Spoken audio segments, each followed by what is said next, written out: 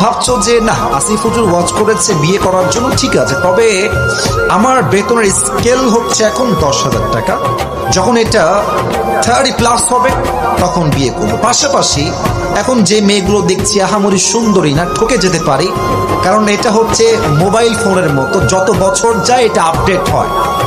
হ্যাঁ, মনে হবে যে দেরি করলে আরো আপডেট ভার্সন পাবো। ভুল ধারণা। কেন ভুল ধারণা আমার থেকে বুঝে নাও।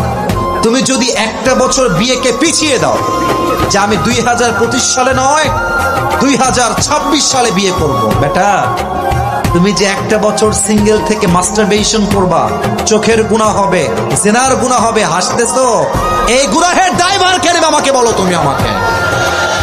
অতএব একটাই কথা, যৌবনের যৌবন আমার একমাত্র বিয়েতে যাবে, হারাম কাজে যাবে না যুবক ভাইরা, ঠিক কিনা বলেন? আল্লাহ আমার যুবক ভাইদেরকে বোঝার তৌফিক দান করুন, পড়েন সবাই আমিন। যারা বিয়ের জন্য পাগল হয়ে আছো বাবুরা, সাবধান থাইকো, ये दिल्ली का लड्डू है, खाओगे तो भी पछताओगे, नहीं खाओगे तो भी पछताओगे, ঠিক কিনা বলেন? যে দাড়ি কাটে প্রত্যেক সেকেন্ডে সেকেন্ডে তার আমলনামায় 60টা করে কবিরা গুনাহ লেখা হয়। এবার আসেন হাদিসটাকে মিলাই দেই।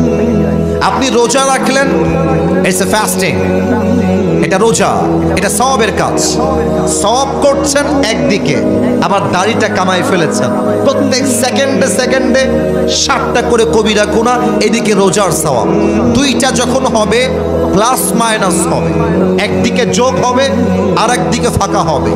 আপনার মাসের বেতন হচ্ছে 30,000 টাকা আর খরচ হচ্ছে 40,000 টাকা, মাস শেষে ব্যালেন্স অ্যাড হবে 30,000, খরচ হয়ে যাবে 40,000।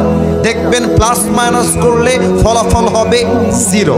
আপনি রোজাও রাখবেন আবার দাড়িও ক্লিন শেভ করবেন, আপনার ওই রোজার 2 পয়সা দাম আল্লাহর কাছে নাই, ঠিক কিনা বলেন? Whenever girls get divorced from her husband, her status decreases in the society. You see, when a young person wants to get married, he looks for a virgin girl. I'm so sorry to mention this point, but this is the reality. A lot of people, they see as a useless, they see divorced people as a useless. So don't get divorced from your husband. Don't take it. You have to give your best effort as much as you can. The Prophet says, the best woman is who is caring for her husband. The best woman is who is suffering a lot in her family crisis, but she's still trying to be patient. If she is patient, she is trying her best, and she is giving her best effort, inshallah on day Allah will make you happy. Allah will give you the solution, and inshallah your family will longer. Say inshallah. যে আমার আপন মানুষটা আসলে কে, আমার পর মানুষটা আসলে কে। যে আপন মানুষ তাকে আপনার সব সময় সম্মান দিতে হবে, আর যে আসলে পর স্বার্থ নিয়ে মেশে স্বয়ংমতো আপনাকে হিসাব করে চলতে হবে, ঠিক কিনা বলেন? বাট প্রিয় মানুষ বা ভালোবাসা মানুষ যার হারায়, একমাত্র সেই বোঝে এটার যন্ত্রণা কত বেশি, আর কেউ বোঝে না।